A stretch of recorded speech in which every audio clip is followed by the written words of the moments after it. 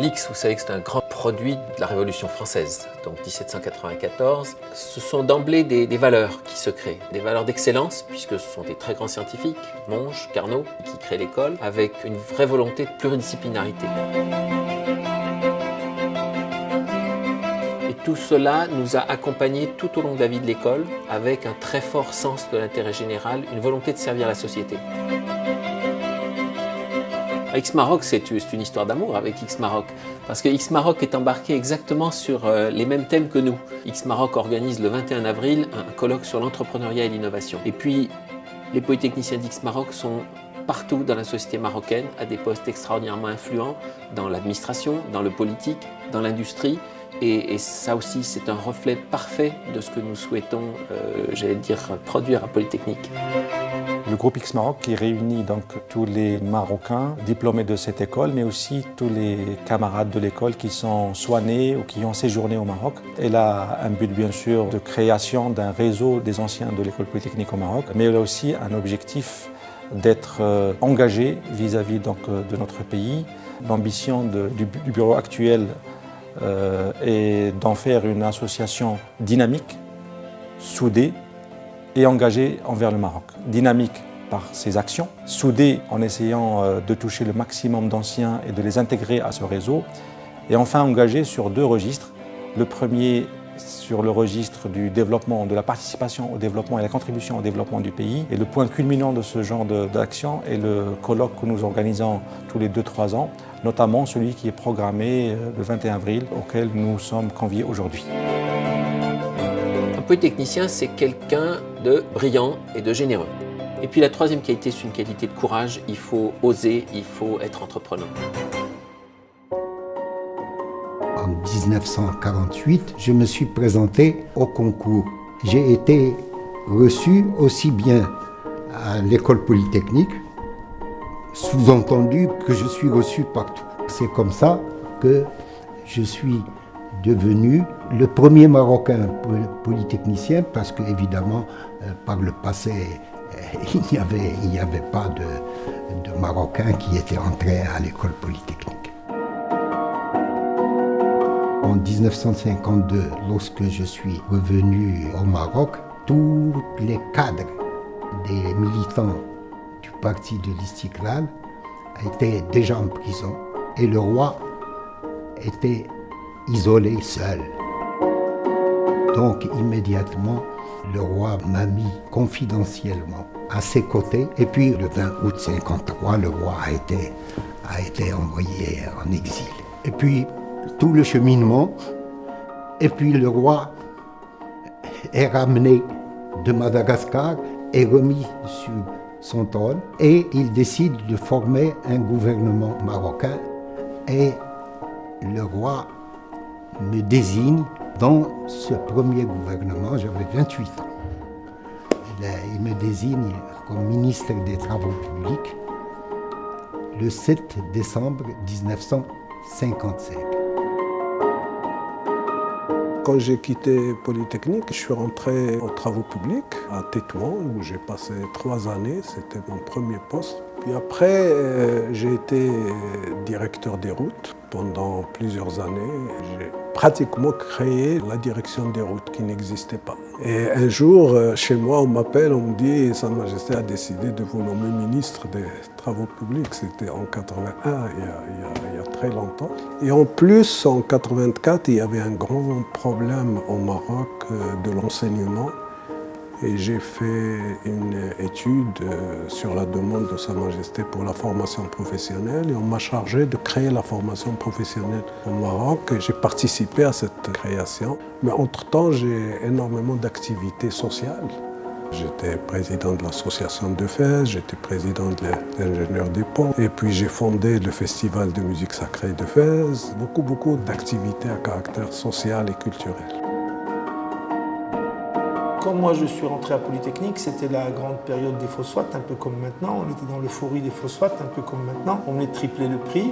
Donc aller travailler pour les phosphates, c'était l'idée de se dire qu'on allait travailler à la grande table pour une grande compagnie. Et c'est pour ça que j'ai choisi l'OCP. Ben, j'y suis resté 12 ans, je ne me suis jamais ennuyé. Et j'ai eu de la chance d'être repéré identifié pour m'occuper de l'Office national d'électricité à un moment où je dois dire il était plutôt en crise, puisque je rappelle que depuis le début des années 90, et ça a duré quelques mois après que je sois arrivé, le pays était en pénurie, on fermait les grandes industries à 17h.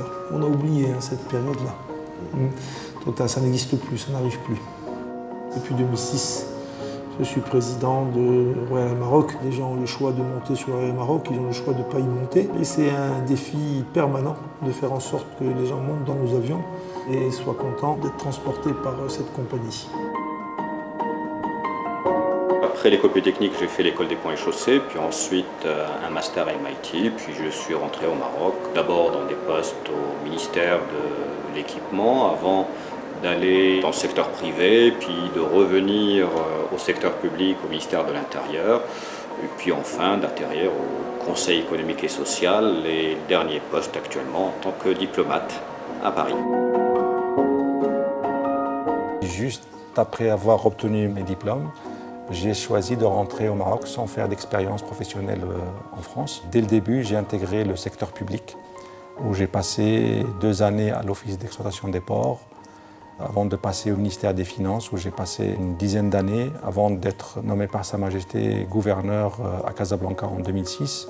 Je suis retourné au ministère des Finances en tant que secrétaire général en 2011, et depuis fin 2013, j'ai été nommé par Sa Majesté Wali du camp Casablanca.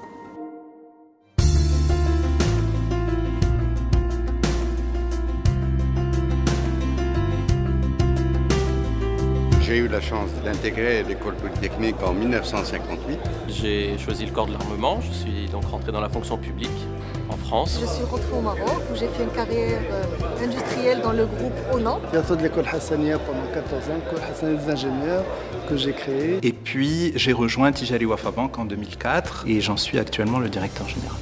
Par la suite, je suis parti au ministère de l'Agriculture et de la Pêche maritime en tant que directeur des ressources humaines et des affaires générales, qui est mon poste actuellement depuis 5 ans.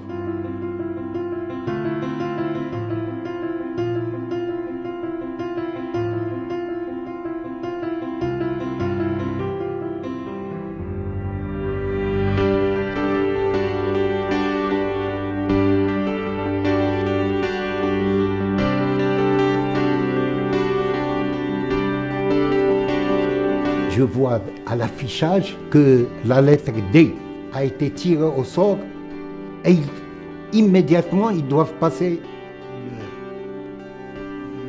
le premier oral. Je suis totalement déstabilisé. Il me restait 2 ou 3 chapitres que je n'avais pas révisés. Toujours les mathématiques, évidemment. L'examinateur il voit mes notes de l'écrit.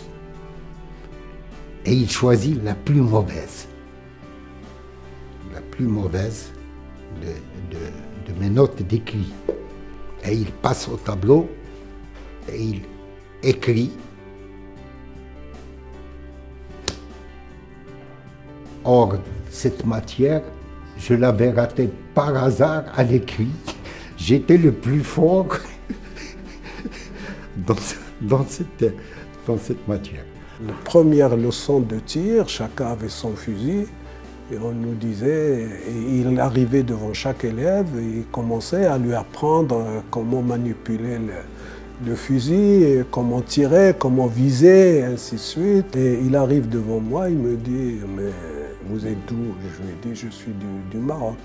Il m'a dit, mais vous êtes tirailleur de naissance. Vous n'avez pas besoin qu'on vous explique quoi que ce soit, il est parti. Donc, je me trouvais avec mon fusil que je n'ai jamais touché. Il fallait que je tire bien parce qu'il ne fallait pas porter préjudice à l'image qu'il avait du Maroc. Je voyais X et je voyais l'école polytechnique. Et donc dans ma tête, c'était 2 écoles différentes. Toute la première année, je n'ai fait le lien entre les deux qu'à partir de la 2e année. Ils ont souvent un complexe de supériorité qui est marqué. Et je crois que il peut y avoir une utilisation positive de ce complexe de supériorité, à savoir la volonté, effectivement, d'être meilleur que son environnement, et de donner chaque fois le maximum de ce qu'on peut donner. Ceci pour se justifier à soi-même l'excellente opinion qu'on peut avoir de soi-même. Donc c'est dialectique. On a une bonne opinion de soi, hein, mais il faut aussi la prouver. Je vais être Kelly, hein? Je vais être cool.